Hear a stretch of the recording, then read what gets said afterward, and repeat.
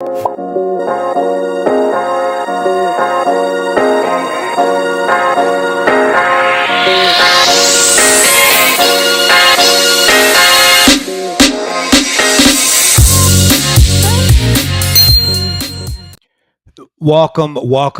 everybody to the Motivate Podcast Show. I'm your host, Rich Wall Street Williams, and on the Motivate Podcast Show, we always say less, but we definitely want to believe for more. Listen.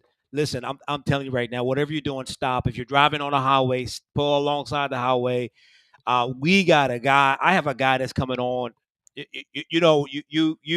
is a guy that's like Haley Comet to me. Haley Comet comes once in most people's lifetime.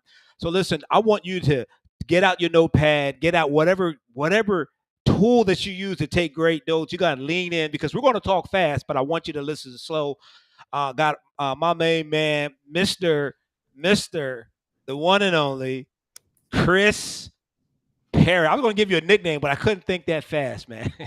Most people just call me CP, man. See, I knew it. When you get at that level, you get nicknames. The higher you go, the less letters you use, right? So I'm still saying Wall Street. One day I'll be W. So Hey, you already there, man. You're there. Hey, how you doing, man? So listen, for those that don't know Chris Perry is a top producing realtor, multi-million-dollar producer in the DMV area. Chris, I saw on Facebook that you are now like in the top 3% in the US. Is that right?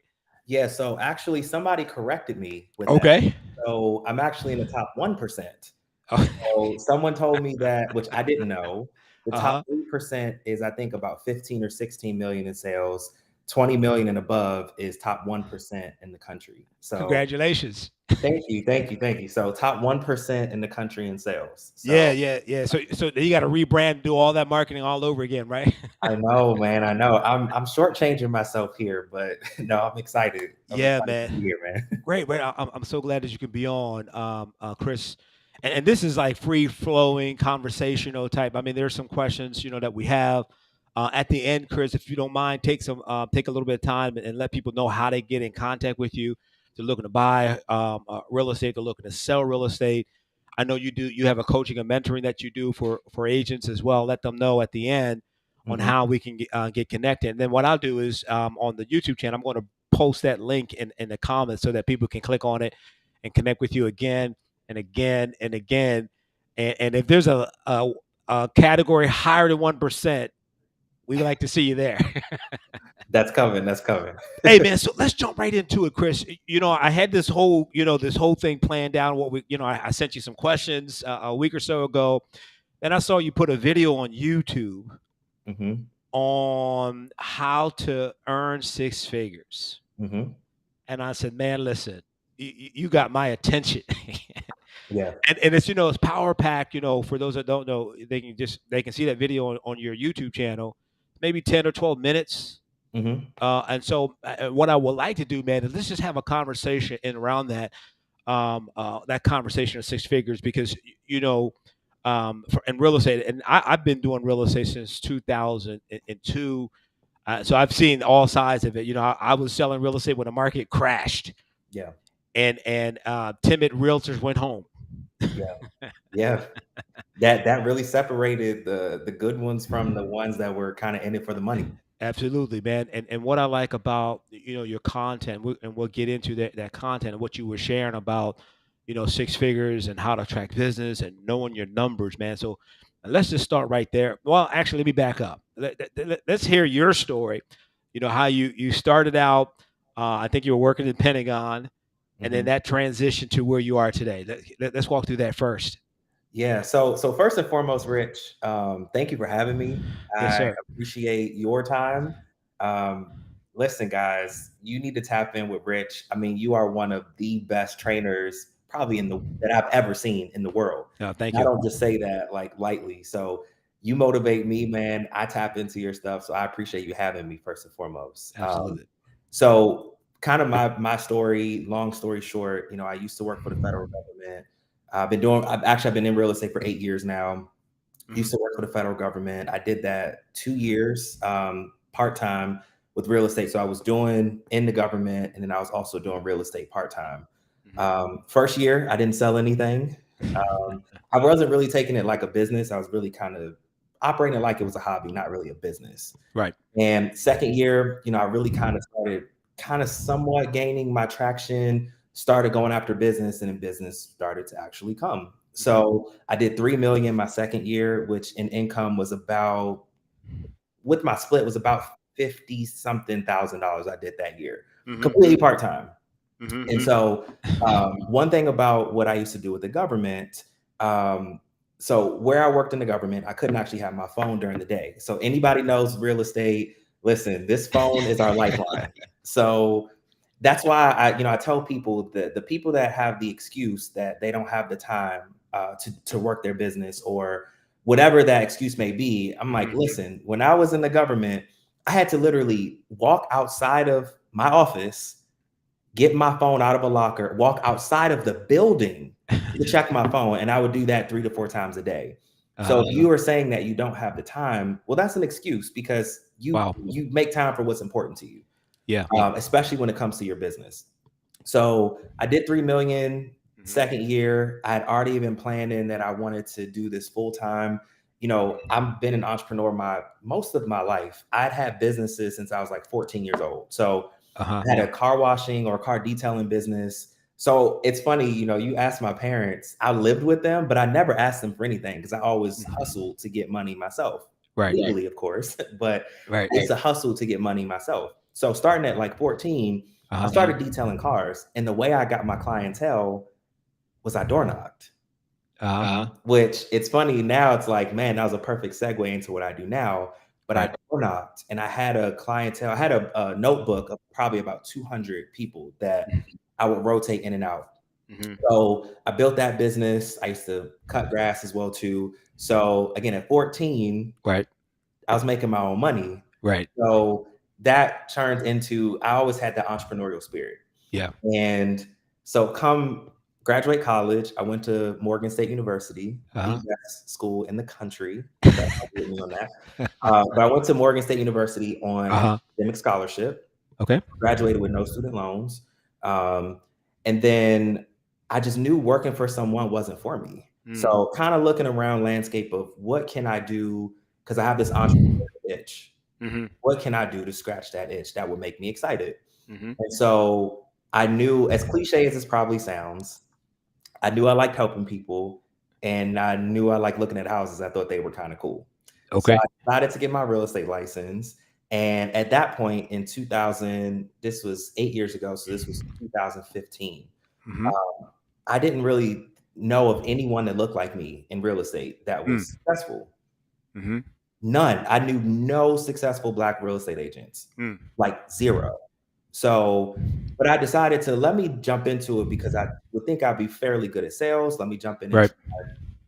sold my first house, and I knew this was exactly what I wanted to do with the rest of my life. And then Right. I've been, building the business ever since. Yeah. So let me tell you, agents have different stories as relates to that first sale. What was it like for you? That first home sold? Dude, it was I don't know if I can necessarily explain the feeling. Okay. It was it's like a high, it's especially being that it wasn't just for the money for me. It was Mhm. like, man, this is confirmation. This is what I'm supposed to be doing. Right. Right. So, yes, the money was great, and I think I only made about, I don't know, $4,000 or $5,000. It wasn't a huge sale. It was probably about 200,000. This was 8 years ago, 7 years Mhm. ago. So Mhm. the market wasn't inflated the way it is now. Right. I think it was maybe like a $200,000 sale, and I Mhm. think I made about, after my split, maybe about 4 or 5,000. Mhm. And it was like a high to me though, because this was confirmation of, man, Right. I feel like this is what God's calling me to do. Right. So when you get that confirmation and you Mhm. get that first sale, it was unlike anything I've ever experienced. So Wow. it was great. That's awesome, man. And you mentioned about the hustle, and that's segue into one of the things that you mentioned on the video is you said that you got to know your numbers. So you know, and what I'm hearing is like you said you had a book of business, a notebook of like 200 contacts, Mhm. and I'm sure that as you went through your process of prospecting, leading into real estate, you knew that you can relate how much money I wanted to make with the prospecting. Am I right when you say know your numbers? Talk a Correct. little bit about that. Yeah. So here's the thing, and I know you know this, Rich, because Mhm. you are an amazing sales Thank coach. you. Most people don't realize in real estate Hmm. we're in sales. As weird as that may sound, Right. people don't know that. So I Right. tell people, and I use the analogy all the time. How often do you jump in a car and just start driving and don't know where you're going to go? Right. Now, you may do that if that's like therapeutic to you. Maybe you just want to clear your mind. That's just a hobby of yours. Hmm. I'm not talking about that. But if you know specifically you want to go somewhere and you don't know how to get there, Hmm. how often do you just, well, I'm gonna just jump in the car and just let's see where it takes me. Maybe I'll get there, maybe I won't. Right. But most people treat their business that way. They Right. have no idea about their numbers, none, zero. If I were Hmm. to ask them, okay, you want to make 100 grand this year, Hmm. I think that's every, I wouldn't even say real estate agent, but everybody in sales. I Hmm. think that's everybody's kind of goal. Some people have higher goals, and that's great. Hmm. But I think the kind of baseline goal most people have is I want to make six figures. Okay, great. Hmm. I think that's a great goal and that's very doable. Hmm. What does that look like for you? For Right. me, with my average price point right around 500,000, I have to sell less homes than someone that may be in, you know, Texas where you're or Alabama where you know, your typical home price may be 200,000 or someone in Baltimore where you're Hmm. selling $150,000 homes. You have to sell more to hit that goal than Right. someone that even like in California, and your average price point is $1 million. Hmm. You have to sell way less homes than someone that has. So you have to know your numbers. Right. Most people don't know their numbers. They don't know how many contacts they need to make to hit those numbers. They don't know how much, in my case, content they need to put out to hit those Hmm. numbers. And it scares me that people want these goals. Hmm. Well, the difference between a goal and a dream or hope is a goal has a plan. Hmm. It should have a plan. A hope is just, oh, I want to be a millionaire, right? You hear that. Right. Well, how are you going to get there? Like, Right. it's not just going to magically fall out the sky. So Right. you have to have, in my case, when it comes to me, social media, I know exactly how many posts I need to put out on a consistent basis to get a certain amount of people to reach out to me to hit a certain number of sales to do every year. But most people don't ever sit down and think Hmm. about those numbers. Hmm. So that's why most people never hit their goals because they don't know their numbers. Right, right, and that's true, man. I remember years ago when I was doing some training, I'm asking agents about where you want to be, how do you want to get there, and they were all over the place. Mhm. And what I discovered is along the point that you're making is a lot of sales professionals they spend far more time working in their business. That's the prospecting and knocking on doors, and they do working on their business. Yeah. And when you work on your business, that's more what you're saying, the strategy. If it's a $500,000 home and the average commission, from what I've seen, average commission like 2.5%. Hmm.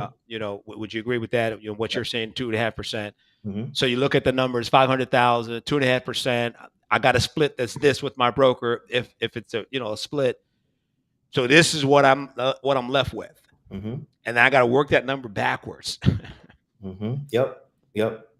But most people never think of that though. Yeah. And they just have the dream of, I want to make X amount of money. But yeah, you never reverse engineer that. Hmm. You have to. Like, I don't know how you can ever hit, especially if you have lofty goals like I do. Now, Hmm. again, if your goal, Right. and hear me, and I hope everybody hears me on this when I say this. Your goals are your goals, right? Right. My goals are to make, millions a year just because Hmm. that's my goals and I have other reasons for doing that. Hmm. But if your goal is to make 50,000 a year, that's okay. We're Right. not knocking your goals. Like, I hope Right. people hear that. I'm not knocking your goals. Your goals Right. are unique to you. Hmm. But you have to know how to get there though. You have to. There's no Right. other way to get there besides knowing how to get there and knowing your numbers. Yeah. So Chris, pretend I'm a new agent. The ink didn't dry yet on my certificate. I got my Mhm. license. I chose a broker, and I'm sitting down with you, and you're going to have a conversation with me about knowing my numbers. What does that conversation look like? Yeah. So for me, the first thing that I would talk about is, who is your target audience?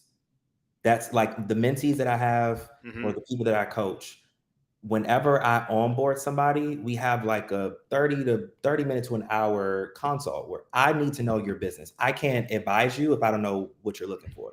Sure. For example, my business is mostly first time home on purpose, Mhm. mostly first time home buyers and move up buyers and sellers. Mhm. The reason I do that is because I always have a pipeline with first time home buyers. Most of my first time home buyers turn into repeat buyers. So, and I have a special heart for first time home buyers. Mhm. I love them. I think I get them. I remember how it was to buy my first home, Right. all of those things.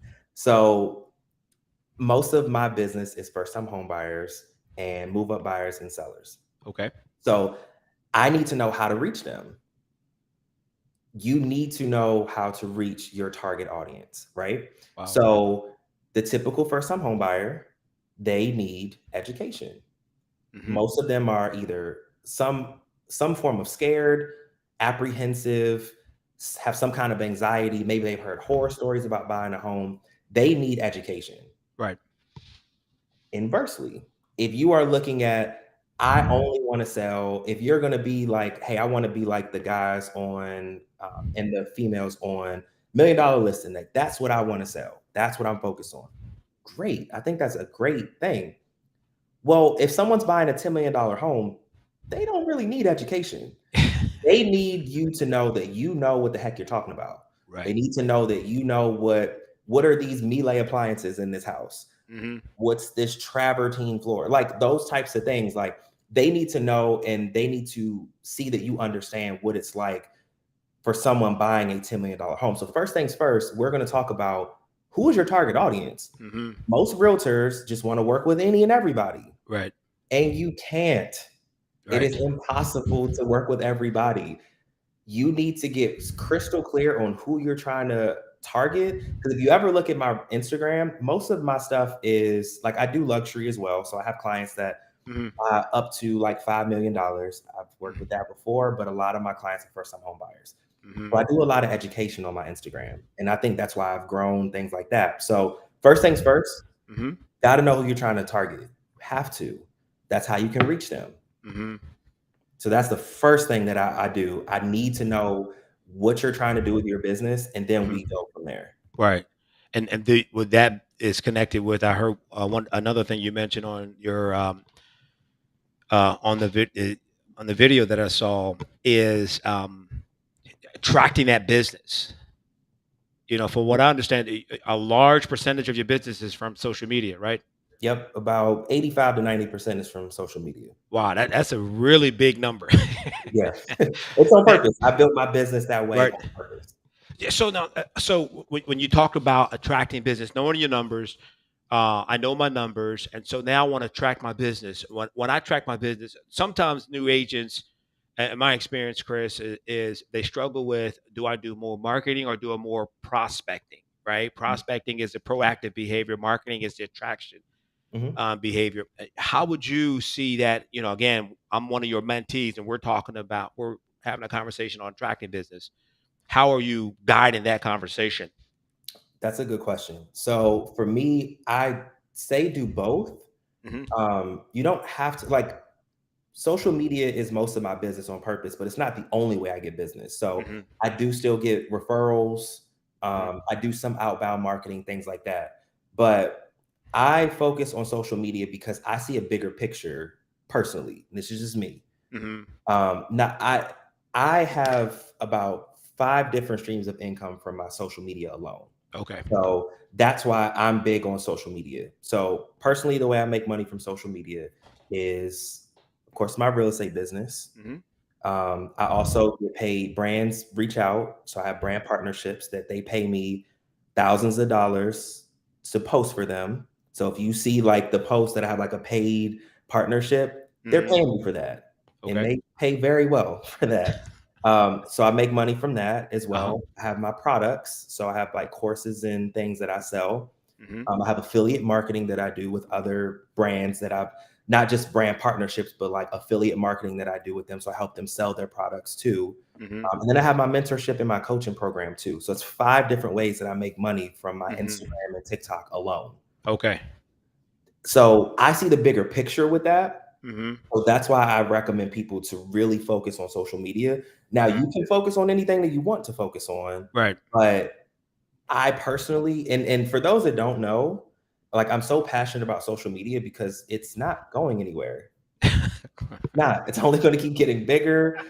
And these brands, Right. a lot of these bigger brands are setting aside millions of dollars a year Yes. for their marketing budget on social media because they understand Mhm. how social media works. I don't know if you've ever seen, and I've bought things from TikTok, but if you've ever seen that hashtag, like TikTok made me buy it, Yeah. Yeah. people are spending millions of dollars from what they see on TikTok and Instagram. Right. So that's why, again, personally, I recommend social media. But there, again, there are a million and one ways that you can get business, and I know you know this, Rich. But Right. the old reliable ways of door knocking, cold calling, Mhm. mailers, Mhm. pop buys, all those things work too, as long as you're consistent. It's just like Right. anything. You stay consistent with it. Mhm. You pick how you want your business to look. Right. Social media is how I wanted my business to look and run. Mhm. But you figure out what works for you, and as long as you're consistent with it, it's gonna work. Right. Right. Yeah, you mentioned about the hashtag TikTok made me buy it. Last night, I was showing my wife a video that I saw on TikTok Mhm, for this type. It was a juice drink, and my wife, we like making smoothies and things mhm, like that. mhm. So I'm excited about the recipe for the smoothie. My wife is like, "What kind of juicer is that?" It was a high end juicer. I'm saying, Yeah, but I want you to get the recipe. yeah. So guess what I'm doing today? I'm trying to find that juicer. There you go. It works. It works, Yeah. and these companies understand that too. Right, and the lady was doing she was talking about the ingredients for this hydrated, cucumber, cinnamon type smoothie, and Mhm. my wife zeroed in on the juicer, so now I'm looking for that juicer today. I love it. I love it. So, That and when and I it buy it, works. I'm gonna post it, hashtag TikTok made me buy this Hey, juicer. it works. See? It It works. works, and the other thing, the marketing side to what you're saying about videos is videos are 3 to 400 times more times to be viewed than printed content. Yeah. Yep. Right. So you're spot on with that, man, and being intentional and tracking business. Because sometimes people do get stuck in the past. This worked in the past. Let me buy ad. Like there are agents that still buy ads in magazines. Mhm. And Mhm. and I'm thinking this is just me. I'm like the same amount of money that you carved out in the Wall Street Journal for $2,500. Mhm. What would happen if you boost a couple of posts Yeah. over the next 2 months, right? Mhm. Can you boost, right? I'm Very sparingly. so, but people can, and I'm just thinking about this from the standpoint of what you're saying is the attraction and the internet and where business is. Mhm. Yeah. I was looking at an article a few years ago. When the pandemic hit, Chris, and a number of businesses went out of business. So the Wall Street Journal had an article, and they looked at businesses that went out of business. And the businesses that went out of business is that they went out of business. The number one reason was that they didn't have a contingency plan. Mm. They Mhm. kept doing business the same way, hoping. Yeah. And the businesses that are still alive and thriving today is because they saw it, they pivot, they did something different. Yeah. That's a good point. And Right. in this industry, you have I I think about the OG real estate agents, right? Where before the internet Right. and you had from what they've told me, because I wasn't in Right. it back then, but Right. the MLS was like a book. And you Yeah. could like flip through the book and stuff like that. It's crazy. Yeah, but the real estate agents that wouldn't embrace the internet, they started falling behind. Right. Then you transition into now social media, the ones that aren't Hmm. embracing that, you're losing business to people like myself that are. Now, Hmm. the one thing I will say about that though is there will always be a place for print ads Yes. as well. And things like that, like the traditional ways I do think Right. will always have a place. I'll give you an example. Like I have a friend of Hmm. mine, Stacy. She is a realtor out in Vegas. Hmm. And she has I want to say she said it was about $10 million listing that she got. She took out an ad in the Los Angeles Times, I think she said it was.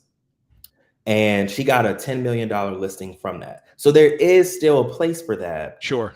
But I Absolutely. agree with you. If you were to take the 2,500, 5,000, whatever it may be that you spend on a print ad and put that in social media, your ROI, I think, would be a lot bigger. Yeah, absolutely. Yeah, when I was selling real estate, I can't imagine, man, having a list book and flipping through the book, Yeah. because when you look at, this online community, this online e-commerce business is in real estate, 70-80% of the time that buyer or seller, they're going to the internet first before they pick up the phone and call a realtor. Yep. Yep, they're gonna look you up. They're gonna look at who you are, what you do, all Mm-hmm. of those things. I get clients all the time where they're like, "Oh yeah, like I've been following you for years." And I'm like, "I've never seen you like anything that I put Right. out, Right. comment on anything, but they've been following me for a long time. They follow what I do, the business that I have, all those things. So Mm-hmm. that's why it's important to stay consistent and put your stuff out, your content out, because you Mm-hmm. never know who's watching you. Absolutely. So when you do your content, you're putting your content out. Have you found that there are certain times of days that you're getting traction? Sounds like Mhm. you're paying attention to analytics like that.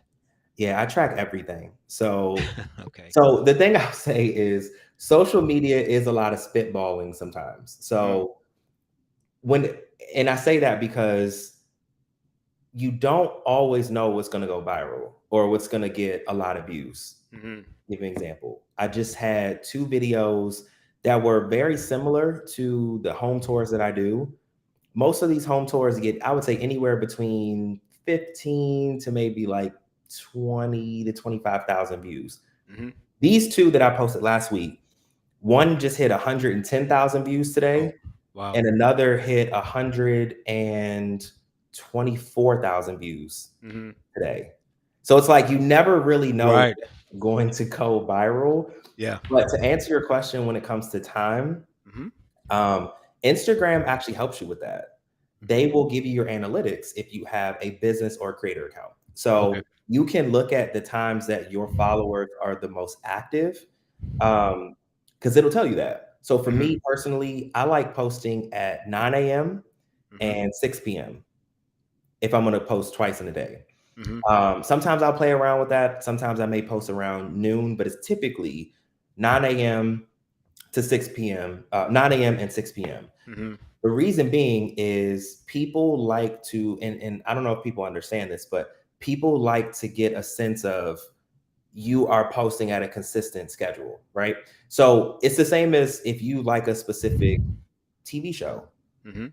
They don't come on, hey, we're gonna come on Thursday this week at Right. 9 p.m. Next week it's gonna be Wednesday at 6 a.m. Like they're very consistent on you know what time the show is gonna come on. Right. Right. So people are creatures of habit.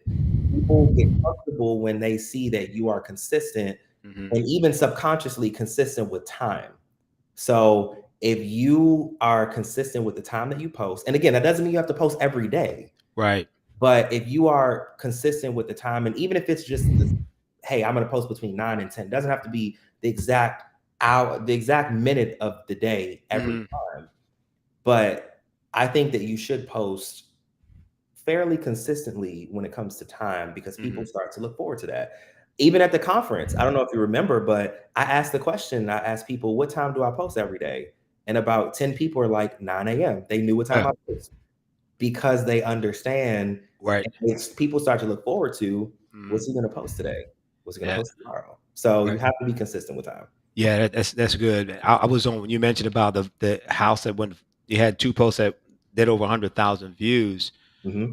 Um, I was on vacation. I went down to visit Rob and Evelina. I Hmm. also hang out with them for about a week. And I was going for a walk around the lake, and they had these big birds. They were like cranes. I don't, they were like cranes or Yeah. something. They were like 4 feet tall, man. So I'm Hmm. walking the dog, and then the crane jumps out, and makes this Jurassic Park noise, and I'm videotaped like 10 seconds, and I start laughing. So I turn around, and start running, Hmm. and I mean that video got like 25,000 views the first day. Nice. And I do stuff intentional, little 60 second, get like 300, 400,000. Hmm. People wanted to see me run from a big bird, so I don't know. Maybe I should do another video like that. People like being entertained, and keep in mind too. Okay. So just a little advice for you here, and anybody watching, because I'm O- I'm live on Instagram too. When you think of the lens when it comes to your social media and your content, you always want to think of three lenses that your content should hit. Mhm. One of these lenses, and if you're really good, you can hit all three at the same time. Mhm. You need to either educate, Mhm. you need to entertain, or inspire or motivate. Mm. So you entertain people. That's why you got so many views on it. People like those types of things. And it was short. You said it was about 10 seconds. So Mhm. it was short and sweet, and it was entertaining. So that's a winning formula. If you're educating, keep it short and sweet, because that keeps people coming back. And if you inspire or you motivate, you can have that a little bit longer. But people like, because people go through things. Mhm. Life can be rough sometimes. So people like seeing that, hey, Right. someone else is going through X, Y, and Z, and that helps me to understand that I can go through whatever too. Okay. So you hit those three buckets, or at least one of those buckets, you have a much better chance of doing something and getting more views than if you're just putting out, random whatever. Right. Right. Right. Yeah, it was just interesting. People wanted to see me run from the Yeah, crane birds. you So, entertained them, so they I kept mean, them. I wasn't scared. I was protecting the dog. That's why I was running. So, I would have been scared, so I get it. You don't gotta explain to me. 'cause I'm a grown doggone man running from some birds. I would have ran too, so I get it. Hey, Don't worry. so you said know your numbers, Yep. right? Mhm. Attract business, and is there another piece you think in this six figure, because this whole conversation, and I love it, man. You're really dropping some nuggets. Is about six figures. Mhm. And now, if before you get to that, let me just mention this for those that didn't see the video yet, and it's another thing that caught my attention, Chris. You talked about the six figures or 100,000 for a Yep. couple of years, and then you went to the three or 400,000 for a couple of years, Yep. and I'm the guy that's on the other side. I know the numbers in terms of growth and what that looks like, and Mhm. you're killing it. I mean, it's not like you have a team of 20 people, unless you have a team of 20 people. I don't know about it. No, it's just me. I just wanted you to say that part. It's just him. So listen. That's why I'm saying this guy is amazing, because when you look at the success, Chris, and I'm on the outside looking in on your success. I'm looking at it from the standpoint of being in real estate from 2000 since 2002, understanding numbers, and to do what you do is really extraordinary, Chris. To be doing three, 400,000 and being the only one doing it, it's Yeah. amazing, man. Hats off to you, man. So your formula works. So you got to know the numbers, track the business, and what would be another piece that you want to add for this six figure in real estate?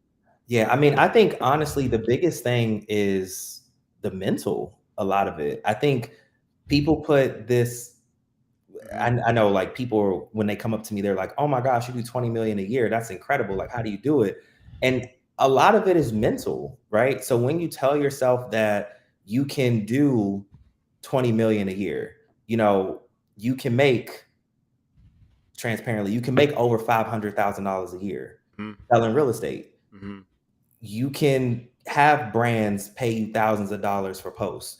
You Hmm. can do these things. Like, I think the biggest thing, and just like you put there, mindset. Hmm. Once you break the mental barriers down, that I can't do this, like, Hmm. this figure 100,000 is like some huge number that I can't do. Wow.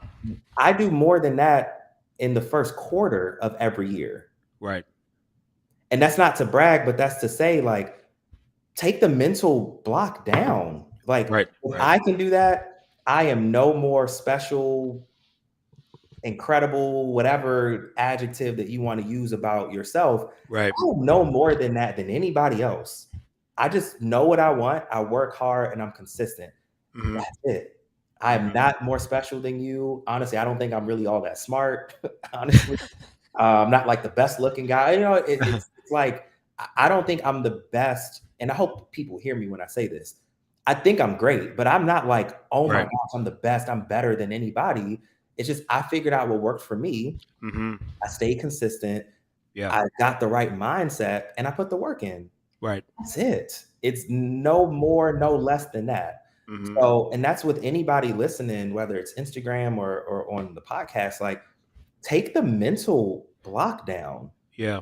If you want to make six figures in this, it's doable. You want to make seven figures. I know agents that are blowing my income out the water.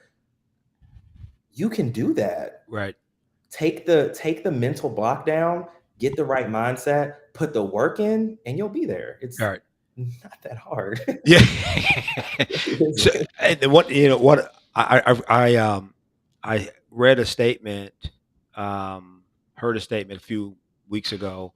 The Mhm. guy was talking about mindset, and he was talking about how people get stuck in a rut of doing something, and they know it's not working, but they still do it. So he said most people will work hard at something that they know that it won't work, so they don't have to work hard at learning Mhm. and doing something that will work. Yeah. Yep. I was there myself too, and Hmm. and I talk about I'm being very transparent here. I talk about taking the mental barrier down, and Hmm.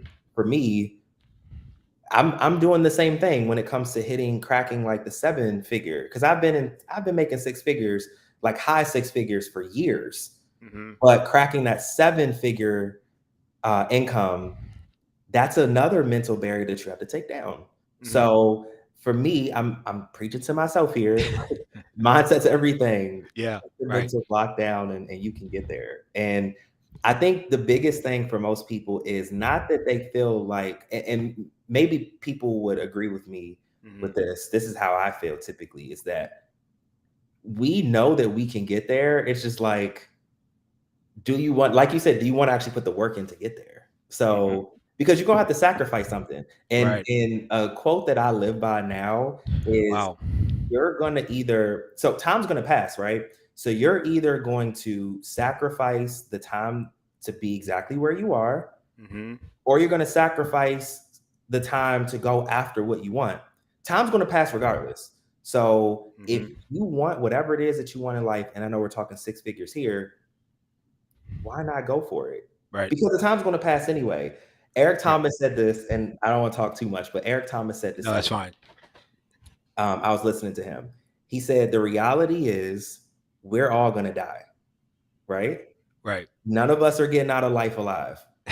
So why do we keep living like we're going to live again or get a do over at this? Hmm. If there's something that you want, and this is what I live by now, there's something that you want, go for it. Right. Because at the end of the day, we're all going to end up in the same place. Right. So you got to go for this conversation, the six figures that you want, you got to go for it Yeah. because you can do it. It's Right. doable for you.